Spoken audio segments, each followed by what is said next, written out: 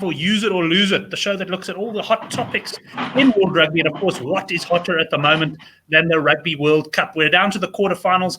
And what a weekend of drama we had. We had the 3 games at the end, if you count the Namibia-Canada game that didn't take place. And the one that, Scotland fought hard for it to take place, and it did, when they were soundly beaten by Japan. Japan now booking their spot in the quarterfinals. So plenty to talk about on tonight's show. We're going to be talking about that final group match between Japan and Scotland. And then, of course, having a look at Japan's next opponents, which are the Springboks. We'll have a look at that game in detail, as well as all the other Rugby World Cup quarterfinals. I'm not going to introduce you to the full panel now. I'm going to leave that to Couch Critic, who's going to be hosting the show. I'm going to be popping into the back end. I'm going to hand over straight to him, but rest assured we've got a power panel assembled. If you are new to the show, do go down below the video, hit the subscribe button on YouTube. And for the first time ever tonight, we're doing the show live on YouTube and live on Facebook at the same time. So if you're on Facebook, like the Good for the Game page, and feel free to share the show as well. Couch Critic, over to you. How's it, Brent? Thanks for having me, and it's nice being back here again. It's a little bit bittersweet with midweek rugby, something of the past. We over to weekends only, but we also at the business end, so obviously there's plenty to get excited about. At this moment, I've got Tala and Sean here in with me in the show. And Tala, I'm going to start with you. We'll get into the team specifically, but just in general, have you enjoyed the group stages, and how did you enjoy it thus far? Yeah, I think first of all, good evening to everyone. I've really enjoyed the group stages. I saw some people saying they were boring or whatever, but I think the minnows have been, let's not even call them minnows, but like the smaller sides have been much more competitive than in previous World Cups. I don't think we've had more than 3 or 4 games over the 50 point, like the team scored 50 points.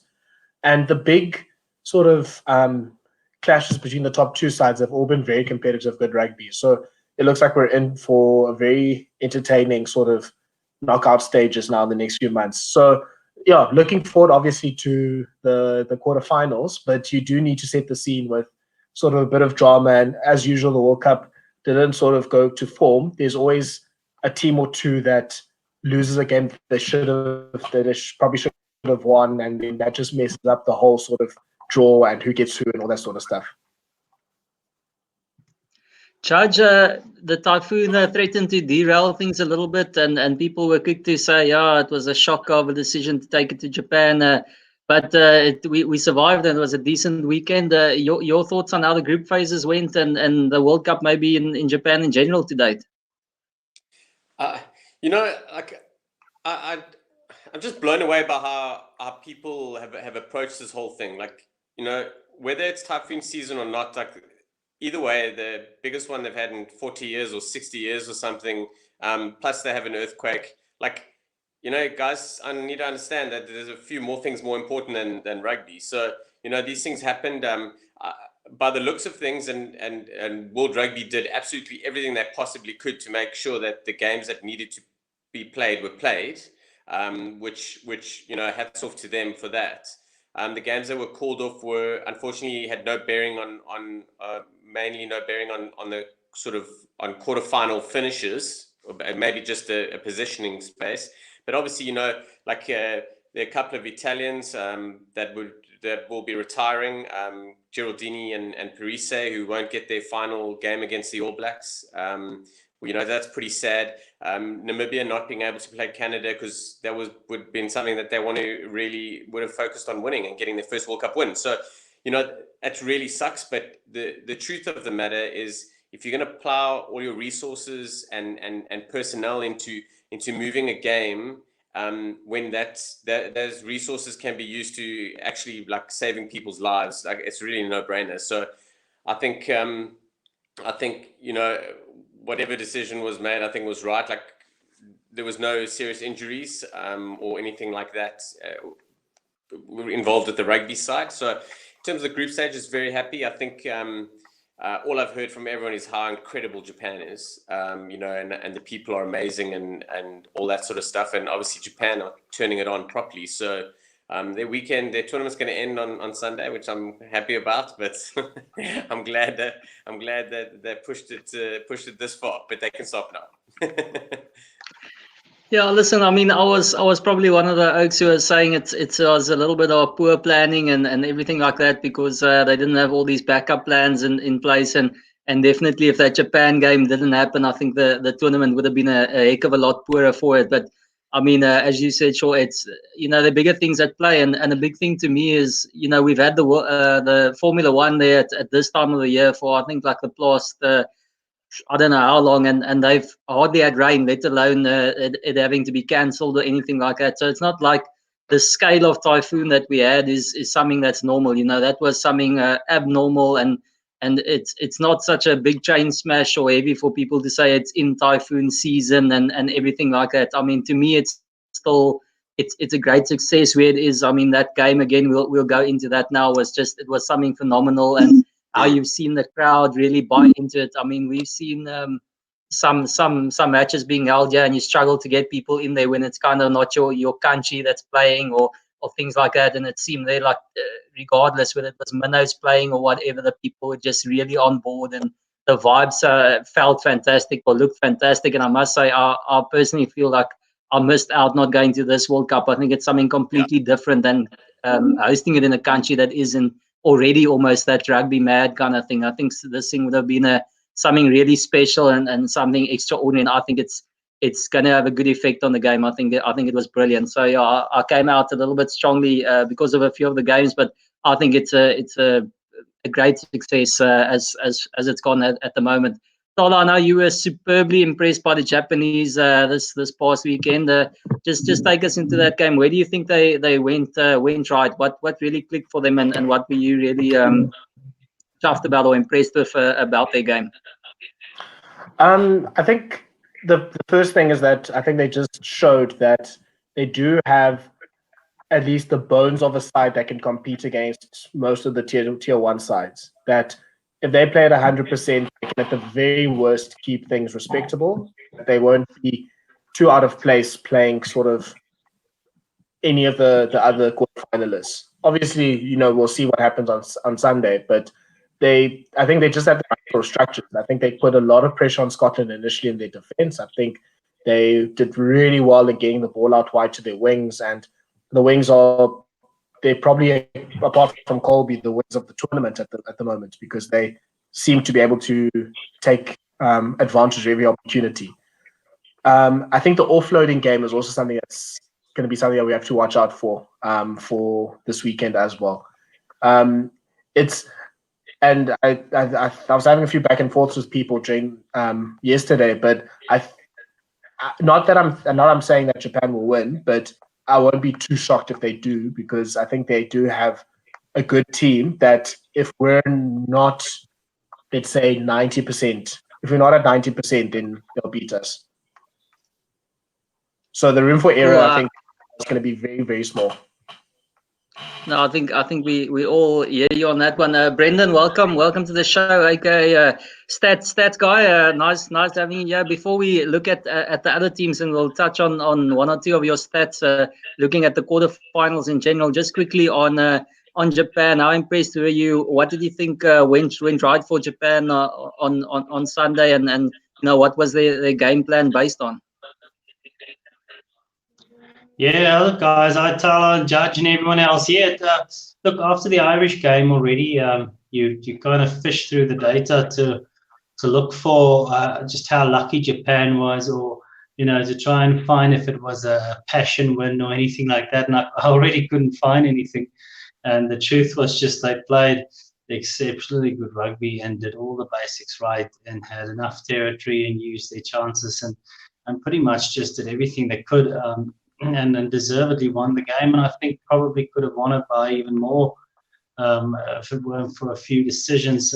So I kind of expected them to do really well against Scotland right up to the end. I think just prior to the game, having gone through Scotland's data at that stage, Scotland also had a really good game against Russia, and things pulled a little bit closer, but I don't think at the moment anyone could live with Japan's just pace on the ball, momentum, and it's just because of this footwork they use. That you look at Ireland and you look at South Africa with big packs, and we make a lot of contact on that kind of T-bone area, whereas Japan just seems to evade it the whole time and get that half meter, even their hooker gets that little half meter extra with a bit more momentum, and it seems to be making all the difference for them. So no, I just can't see any weaknesses at this stage.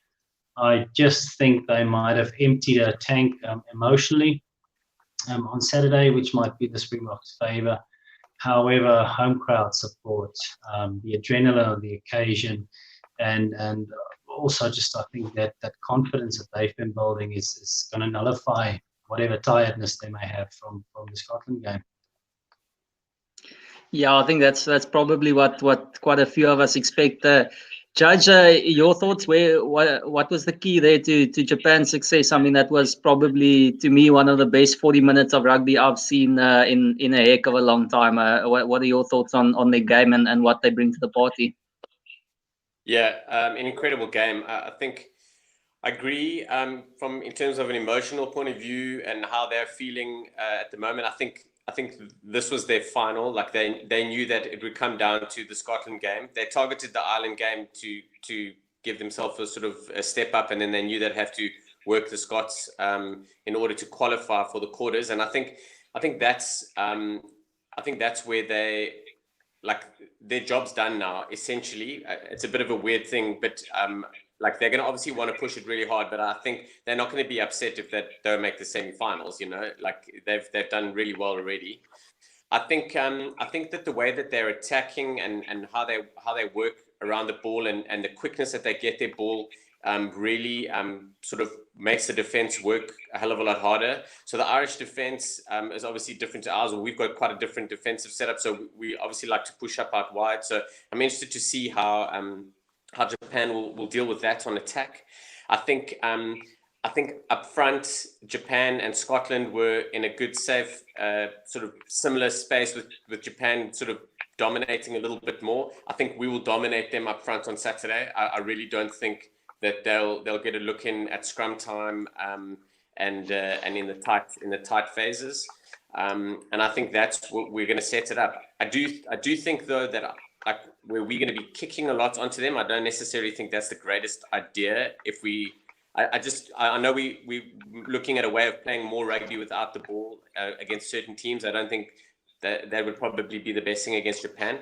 But yeah, Japan do really well when they attack and they generate such quick ball. They actually create mismatches out wide when they come back. So what they do is so Omar Munimi was doing a bit of a sort of a breakdown of the Japanese attack and how they work. And once they're attacking, they get into midfield, they quickly go back the same way, like set up a really, really short ruck, and it actually keeps the outside backs on the short side of the field. So when they come back, they're up against like a full tight 5, and it forces your nines and the 15 to do a hell of a lot of work defensively, tracking back. So that was quite interesting. I'm looking forward to seeing that, and I just think their offload game is incredible. We've learnt the hard way against the All Blacks, and we see a bit of it against Australia sometimes when they get in a mood. But if you make an offload, like, you properly make advantage line, and when you have advantage line and quick ball, like, they strike. So, there's not a lot of sides that are really good with that ball and work it, and Japan have very quickly become one of those. So we've got to try and sort of stop that a little bit, and we're probably going to be ganging up on them tackle-wise to try and stop that. Yeah, I must say, I think I mentioned it to Tala on social. It's going to be fascinating to see, the two different styles there. Japan showed that they've been able to unlock both Ireland and especially Scotland. And we saw this past weekend a lot the inside ball that really caught out the Scots quite often. And I told him I thought our big guys will probably be waiting, but as we well know, it's not like Peter Steph can't fall off a tackle or two. So it's going to be crucial for the guys to really hit them on that inside, and then it'll be interesting to see what they come up with. As you say, are they going to try and almost just keep spreading it and keep running it and finding the mismatches eventually, or are they going to opt more for a few of those ground grubbers like that? I think third try or something like that. Try and get it in behind us and see if that's going to work. So that's going to be the real interesting part for me about their plan. And then obviously I don't think it's going to be too complex from the box. You know, they try and not fall into the same trap and try and run back at them. You know, try and keep it tight and get that momentum game going, almost like Scotland did in that last 30 minutes. You know, I thought they got their bigger runners. They don't have quite the big runners that we have, but got them on the front foot, started recycling, went a bit more route one, and it started to work a bit better. Tola, how do you see that matchup going? Do you think what do you think the Japs are going to try and do to upset Ninabe's defensive system, and what do the Boks maybe have up their sleeves for Japan? I think if we're going to win, it's going to be at least in the backline sort of built, well, like I think a lot of our victories recently built on sort of Lukanyo Arm's defense. So if he's reading the backline play of Japan perfectly, and he's able to help the wingers stop sort of attacks coming from the center, help to stop sort of the offloads and the chicken wings and all that sort of stuff, we're in for a good place. We're in a good place. I think we'll be able to win. And I think Japan's been great in terms of just shifting the ball. So they shift the ball really well from one point to another, and the person that gets the ball first, so they don't do the whole one-off runner thing that we tend to fall into the trap of. They will always pass the ball from a forward into another forward, and then they can obviously try to get into a mismatch. And it seems like all of their forwards are quite mobile. They seem like they're able to sort of jink outside or inside to try and get into a weak shoulder. So if we can stop that momentum, we can stop them getting over the advantage line. And like Judge said, if the offloads are coming off, it can be a very long day. And I think the worst case scenario for the Boks is, a very fast start. In some ways, because if it's like sort of 14-17-0 down, crowd's going crazy, they're going crazy, and they start believing, it's going to be rough. Because the Japan, I think if it's like, if we're, let's say, 20 points up in the first 20 minutes, I think they'll resign themselves to just try and put in a good effort and lose respectfully, because no one expects us to make the semi-finals. But if they start believing, it's going to be very tough to sort of beat a team like that away. So, I mean, I know it's a different sport, but last year in the Soccer World Cup, Russia played Croatia in the quarterfinal, and Croatia was one of the finalists, and they were able to just keep in the game, and they were just able to sort of let their crowd be a factor, and that's the one thing we have to avoid. So, I was saying on Twitter, I think I was saying it to you, like either we try to get the fast start and try to get 2-3 tries in very, very quickly, or we just dampen the game and just slow it down and just take sort of the momentum out of it. I think that would be the two ways we'll I want to see how we approach it. And I think what Japan's going to do is just go, look, there's nothing to lose, so you might as well just throw the ball around, so have some fun. Yeah, I must say, I think they really rode that wave of emotion from their supporters as well this weekend. It was almost, it's like a football team when they really get on song. It was just wave after wave of attack, and it was incredible. It felt like the crowd were right in there with them. And as you say, as soon as they get on that kind of hype, it's going to be really tough, and you almost need to squeeze them out in that first half an hour and make it a non-factor and really, put in 2 or 3 20, 30-meter mauls and really try and silence the crowd or something. Brendon, I'll go on to you in terms of what you expect.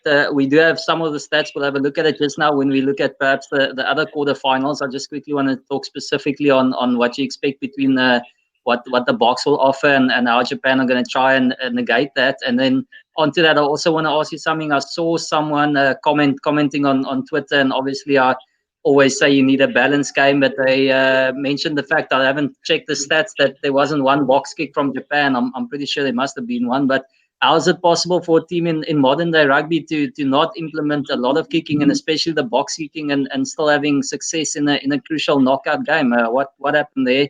It's not supposed to happen. I just think to touch on what Judge said earlier on with us not kicking on them. Just remember, just prior to the World Cup, we played Japan and we kicked an awful lot. I think we kicked double as many times as we used to in any games in the Rugby Championship, which was quite strange.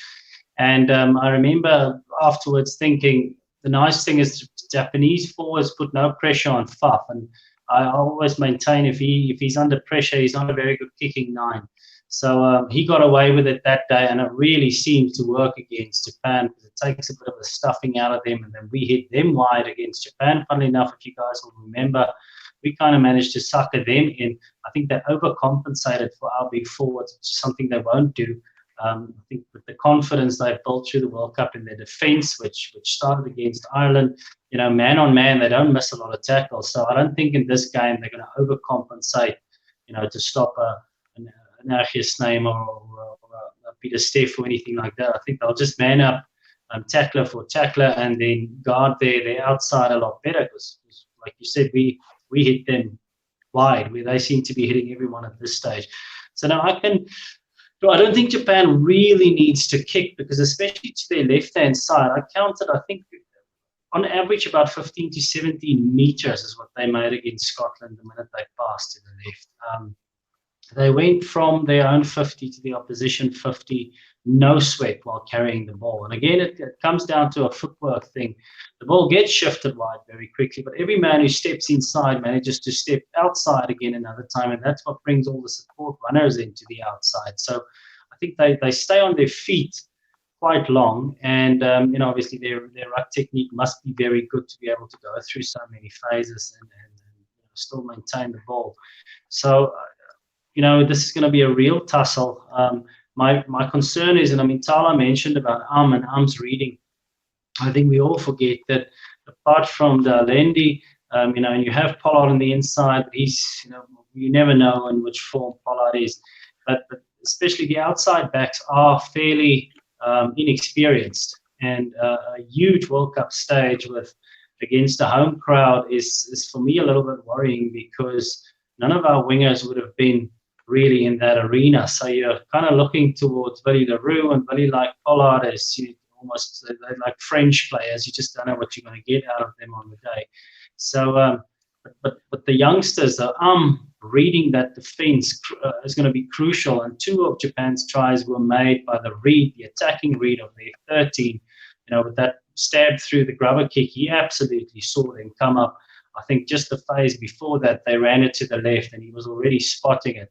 So he's a very smart attacking player, and reading then is going to be absolutely crucial. But this is a pressure cooker, guys, and our back 3, I don't think they have the experience of us to expect them to just come out and nail this 100%. So there's going to be some mistakes.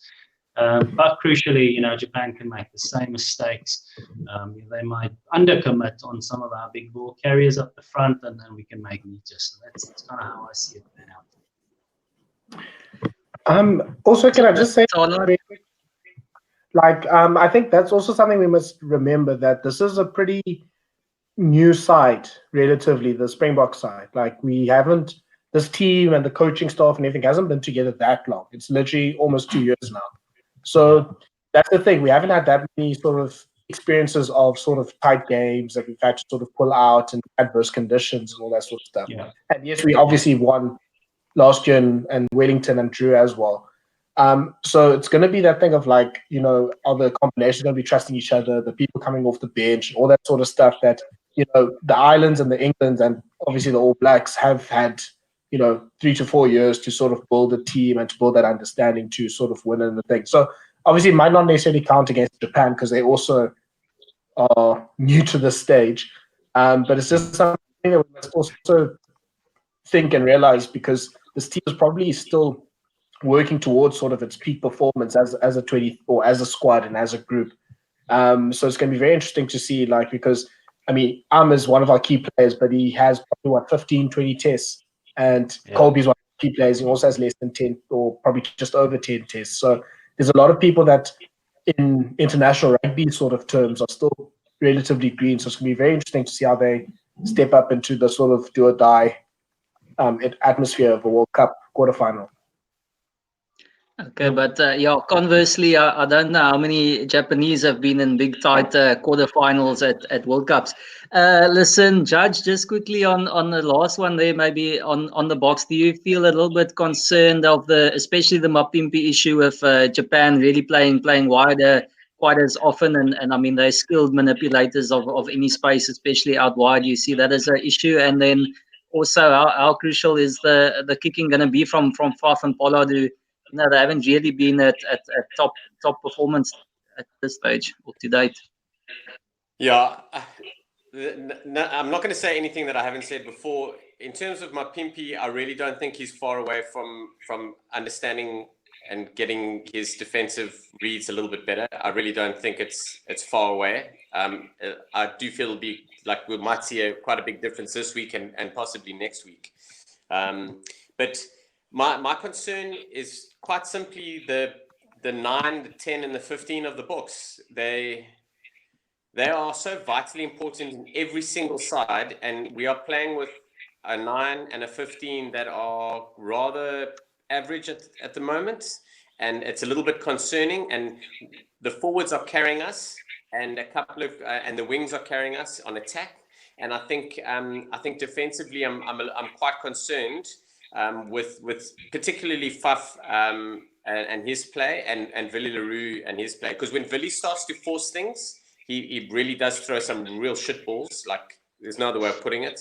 And I think Pollard, I think he constructs a good game in the beginning in terms of how he manages it as a 10. And I think that momentum's getting better for him at the moment. So I'm not too fazed by Pollard, but I do agree that he does sometimes wander off.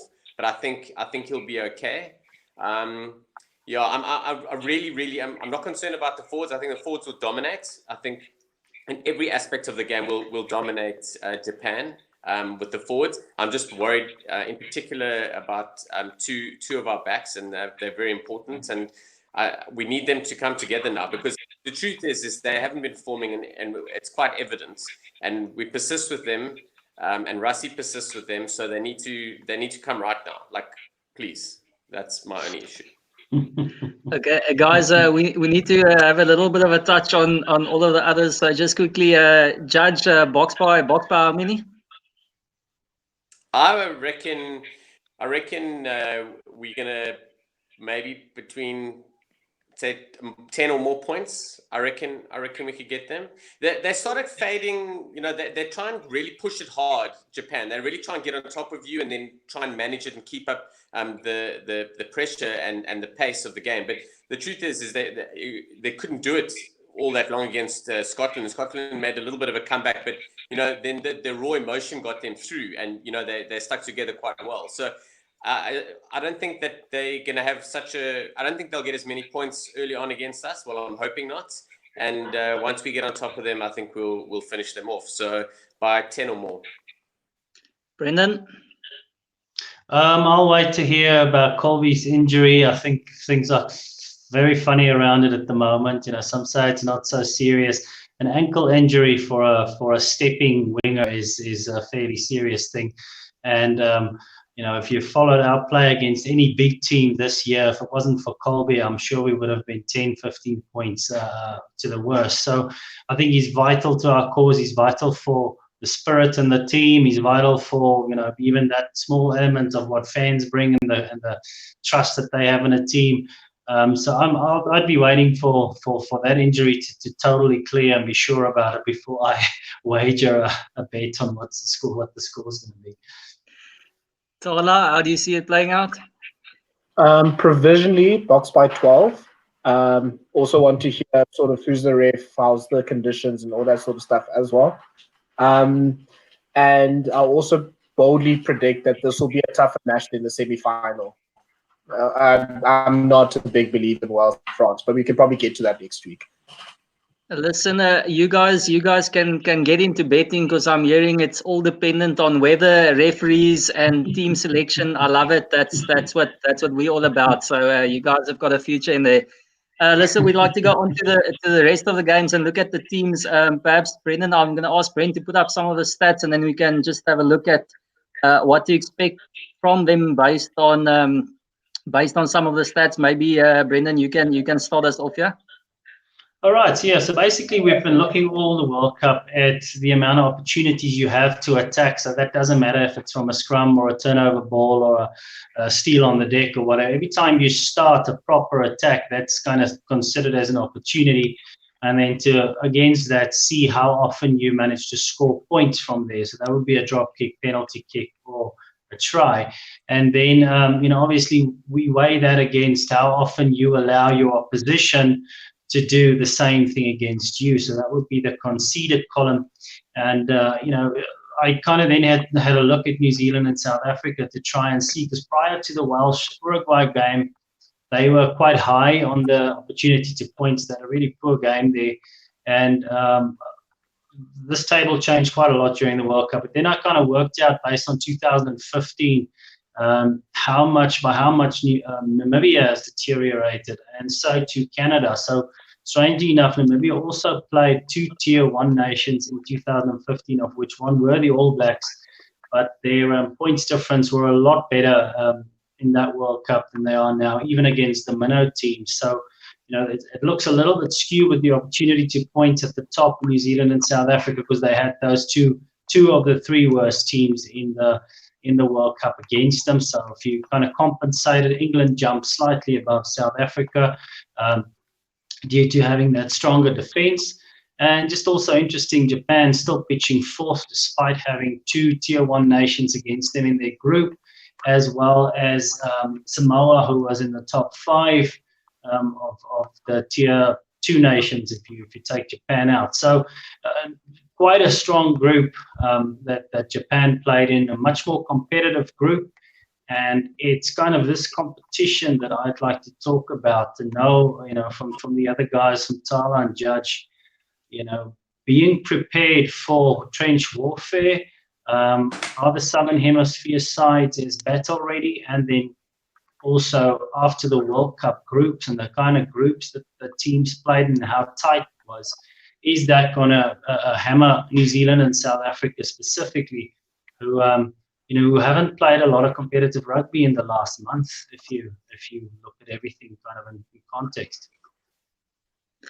Well, I think, Brendon, one of the interesting ones there to me was Australia's actually pretty much at the bottom with the comparative total, but in terms of the attacking one, I think they're about 3rd.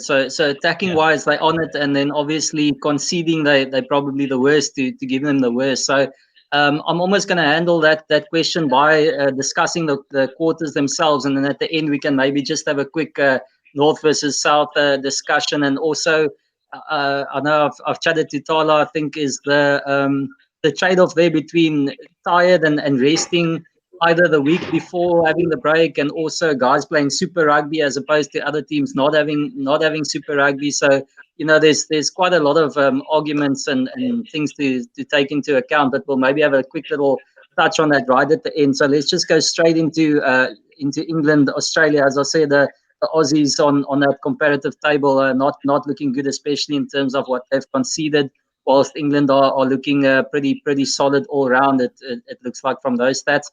Tala, what do you see happening in that one between England and Oz? England win. No, I think it would be lit. I said it yesterday on Twitter. It will literally be for me the biggest shock if Australia wins. Like there's so little happening with the Australian rugby team right now. Like the attack even seems a bit labored. Those set piece moves aren't fizzing like they used to. Pocock does seem still like he's still recovering from his injury. Hooper's been not great for a while now. The tight 5 obviously is just a mess. Like my sort of thing is, or my sort of advice for Michael Cheika is to just throw all your best players into the game and hope for the best, and not play Lelefano, not play Wally, and just play all your ball players and try to see if they can sort of cause a bit of havoc. But if England controls the tempo of this game, and if England controls the set piece, it's tickets. Like I can't see too many ways for Australia to win, and especially because England's actually really good when allowed by the referee. He's quite good at sort of cleaning out and holding back and being a bit niggly in the racks. So people like Itoje and Courtney Laws, if they make sure that they keep below the neck and everything, are really good at sort of cleaning up people that are trying to poach the ball. So someone like Pocock isn't maybe as necessarily, might not be as necessarily effective as he might have been sort of previously. So it's really like, it would really surprise me if I see anything but a England win. Geez, I must say these Aussies have got me completely confused. You know, they played a decent 40 minutes against Fiji in the second half. Against Wales, they came home like a house on fire, and you thought, geez, these Oaks can play rugby. But in the other two minnow kind of games, they just looked nowhere and disinterested, and you don't know what was happening there.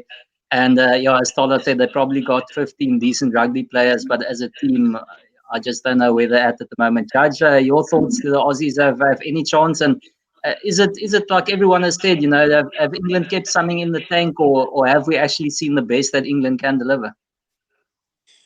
I think England are still currently the form team now, and Japan would be up there. But I think England are in incredible form. They're really, like Eddie Jones has got the guys going through the motions. They seem relaxed and confident, and then everyone knows their jobs and they know what they're doing, and they're just quietly going about their jobs. So I think England, it's going to be a tough one. Like, I think if you're looking at current form and how things are going, I think England win.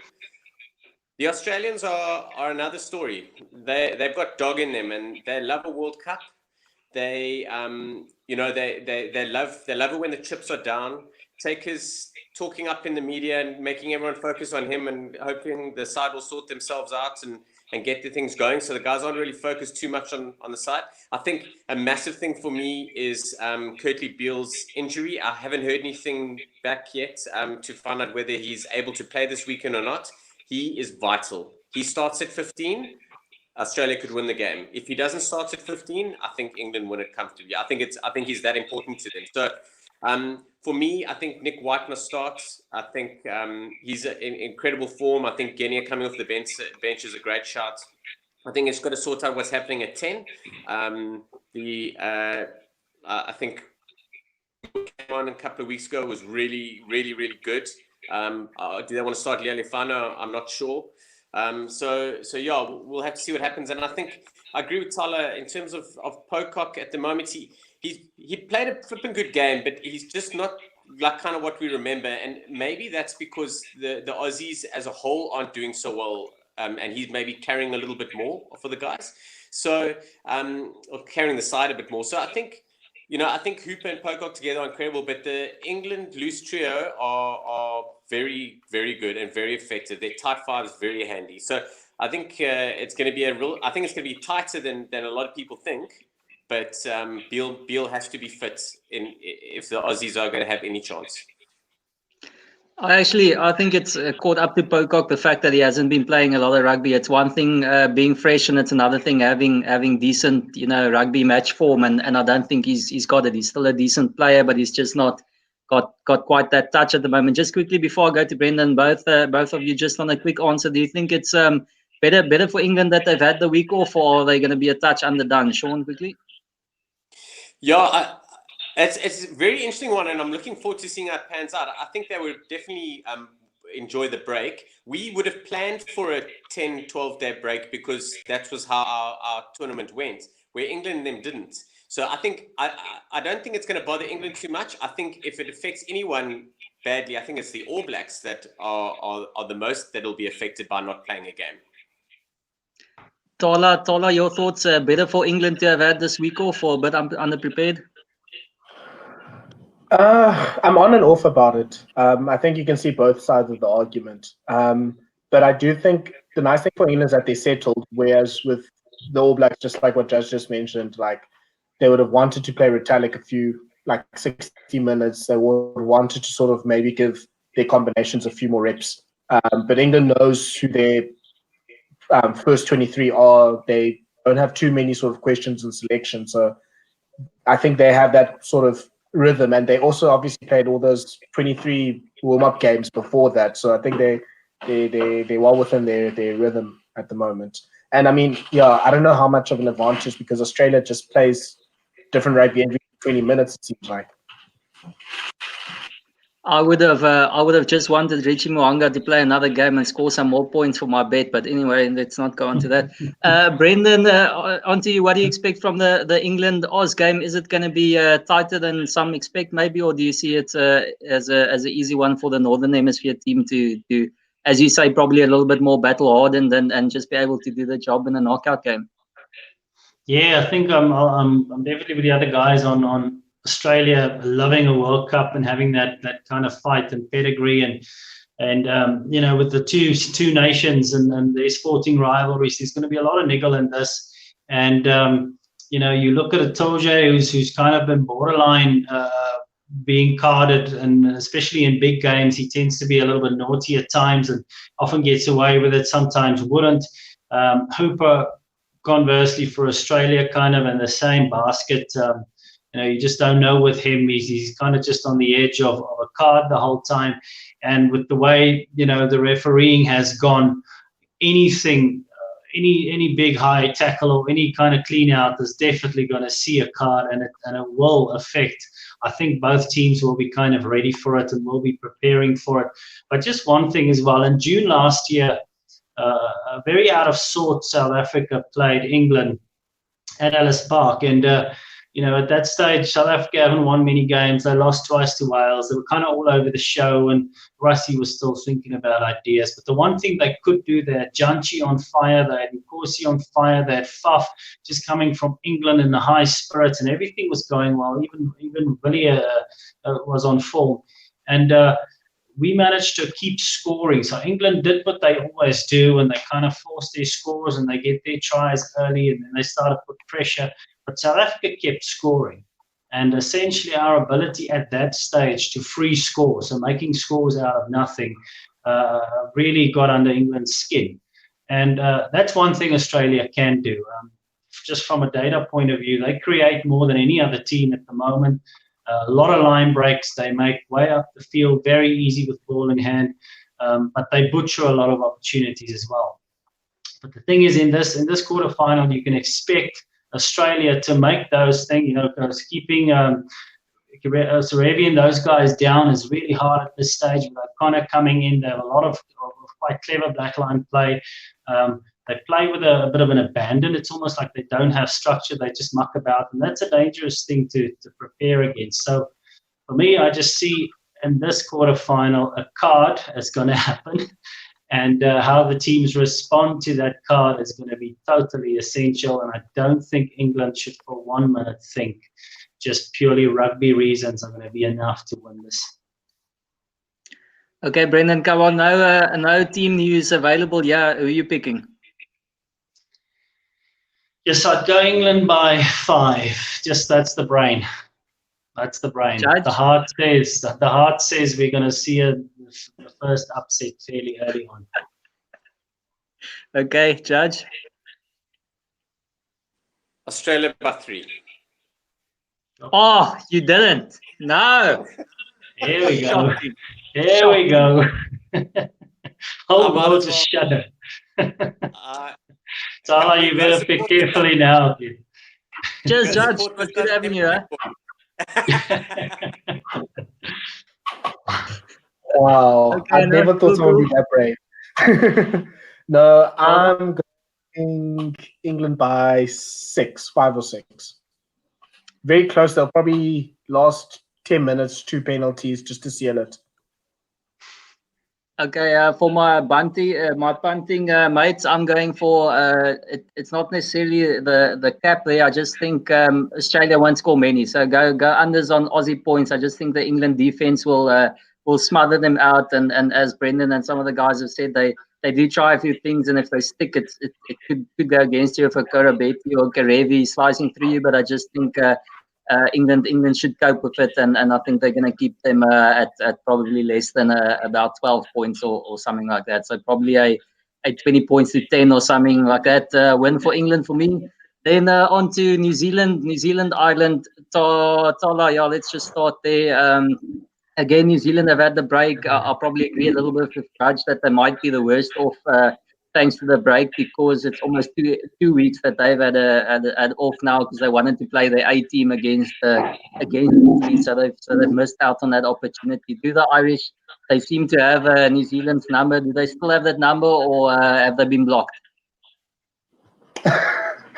I think they still have that number. This is the quarterfinal I don't think New Zealand wanted.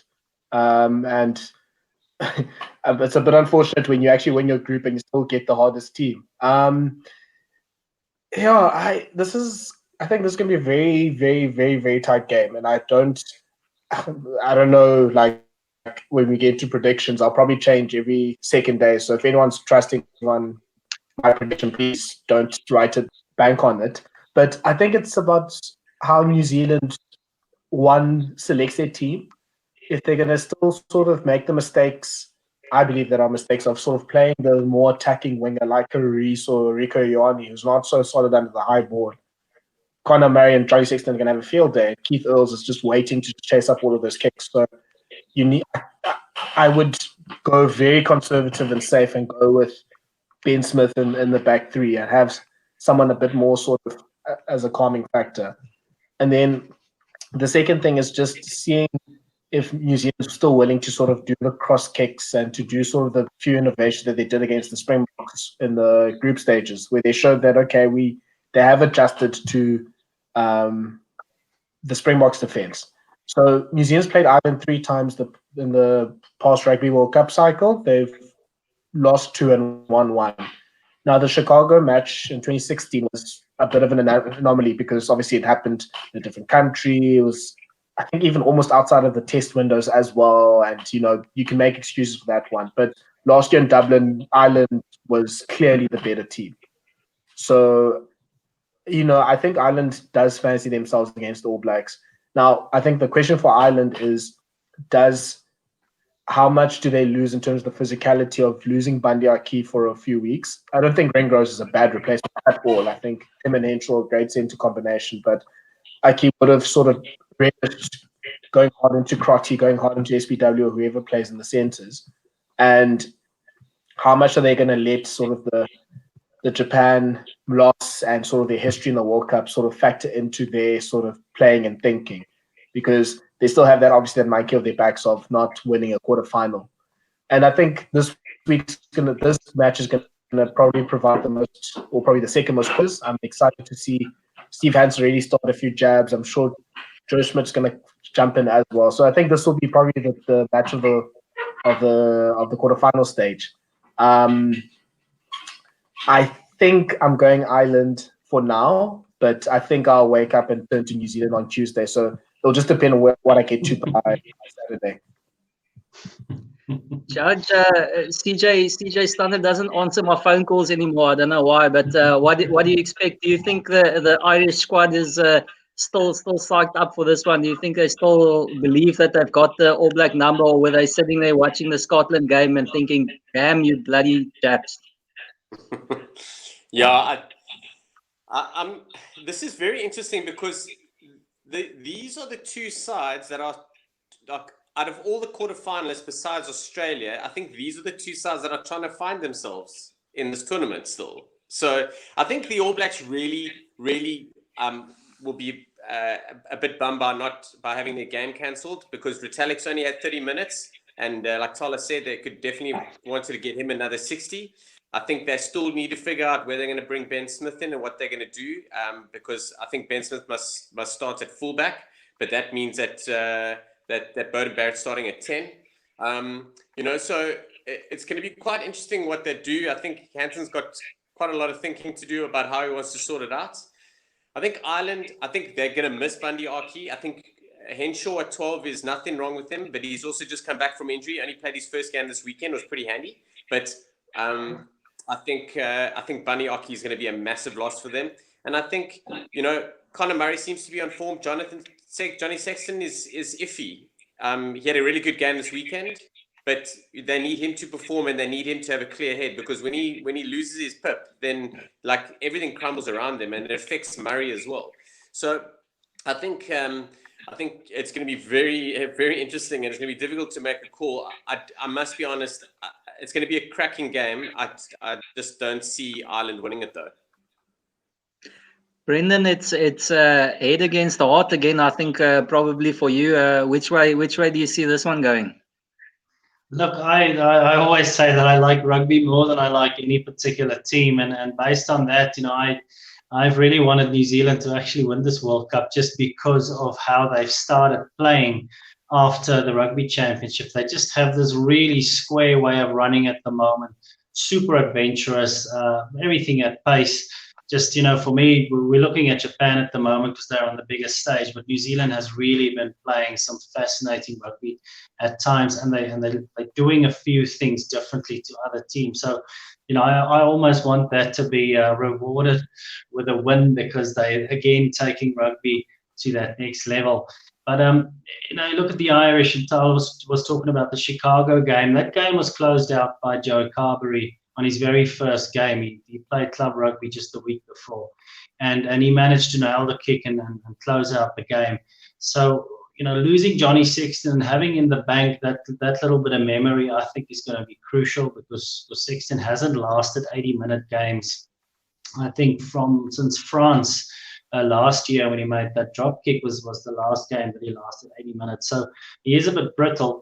But in Carberry, they have that little bit of confidence that they can continue. But we must also remember they lost Sean O'Brien, which was almost a talisman. He was the name in New Zealand with the Lions series, and he was the one guy that the Kiwis said, we never knew the Irish that well, but in Sean O'Brien, we're now starting to get to know these players, and without him, Josh van der Flier has been absolutely on fire. I think he's a gem of a modern flanker. He is quick as hell. He's tackling at the rate of knots. He's a pleasure to behold. But I think New Zealand is so much about confidence, and they will just not have the respect, I think, for Ireland than they maybe should.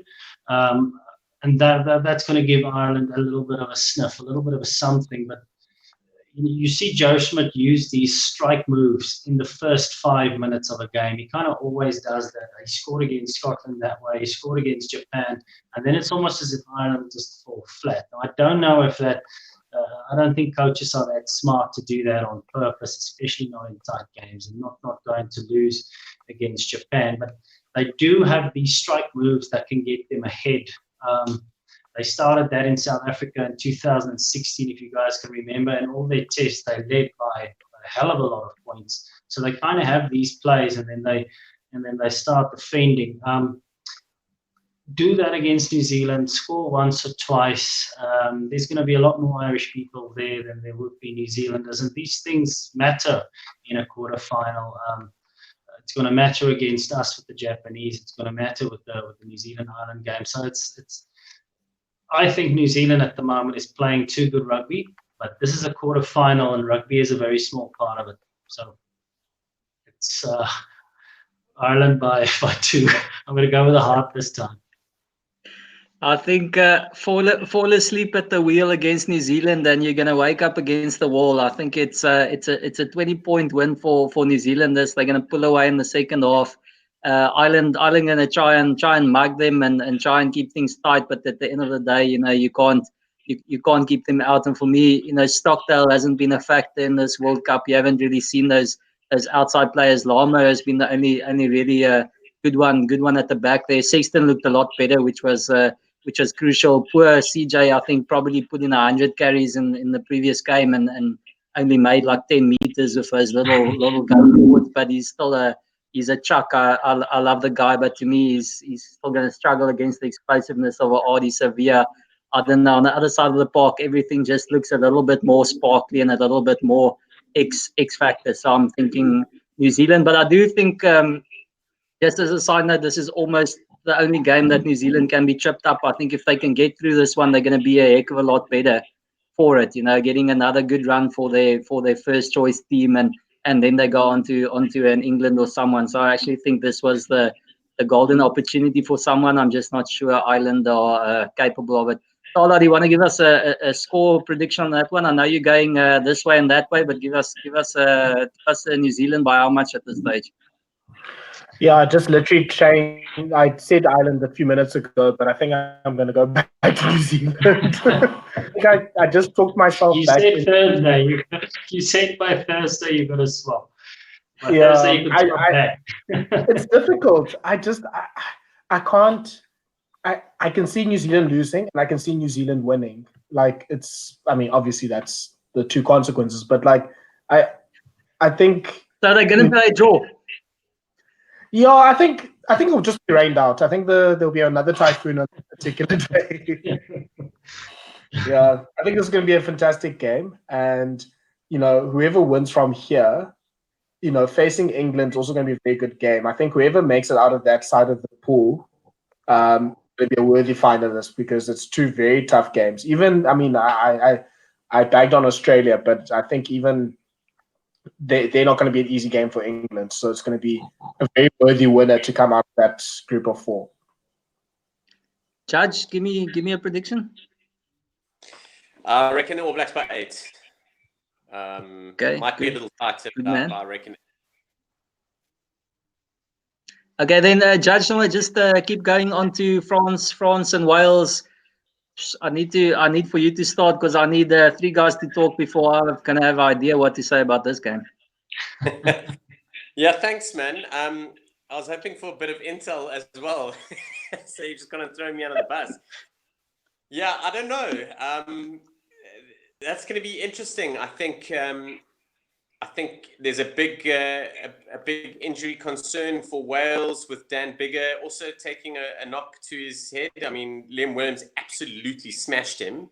I mean, you could see when Biggar was getting seen to, Williams looked like he was going to cry. I think he realized how important that collision could turn out to be. So I think Wales are really handy at the moment, and such a cliche, but what's going to happen with the French? I think the French are very handy at the moment. I really like the makeup of their squad. There's been a whole bunch of unrest in the camp. How very French of them. It's all out in the open. It's done now. They've sorted out their cuck, I assume, and they're going to go and play a quarterfinal. The last time this happened, they made the final in 2011 when they ditched their coach in the group stages. Or it's just so French. It's frightening. Like, I mean, what's silly that we expected anything else. But I think they're very handy. I think they've got some incredible players. I think it's how the guys pitch up on Saturday, and I think they will.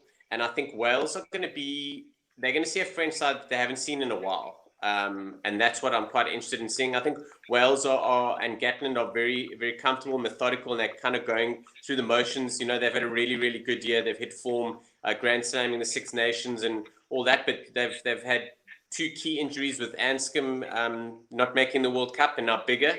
I don't know if he'll play on Saturday, but or when they're playing, I'm not sure if they're playing. I think they're playing Saturday.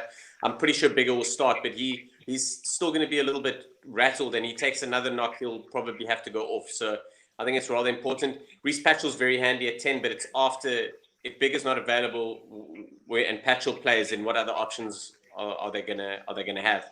And for that, I'm going to rock the boat a little bit. I'm going to go, well, surprise, but I'm going to go with France, and I'm going to say France by about 4. Brendon, are the French going to be merde or magnifique? Yes, yeah. Look, I want to talk about Wales. 2 moments. Them dominating England's pack in the kind of warm-up games prior to the World Cup was quite frightening to see. I didn't know England's pack can be bullied. You can get parity with them on the day, and Wales really bullied them for a comfortable win. So that was kind of a first sign. And then that first 20 seconds of the Australia game, stealing a ball on the ground after the kickoff and boom, going for a drop goal straight out. That, again, I think the rugby gods can award you a World Cup just based on something so beautiful. So Wales, for me, have a little bit of everything. And the way they won the Six Nations, again, crunch games, those type of things that I don't think Southern Hemisphere teams play in often enough. Wales are really good at. So they can go to the trenches for 20, 25 minutes if needs be and come out on top. So, so hard to wager against France because you don't know what it's like, a whole team of Willies and Fafs. So it's a difficult thing, but I'm going to go Wales by 10 more so because I want them to, because I think they're a real rugby nation and they do these real rugby things that stirs the passion. So I'm going to go with a hard choice and pick Wales by 10. Tala, we've got a split panel at this stage. Where are you going? I think I've been a little bit underwhelmed by Wales in the World Cup itself. I mean, I don't give people too many sort of gold stars for beating this Australian team at the moment, but they did do pretty well in the first half, and then they did do well to sort of stop the attack of the Australians.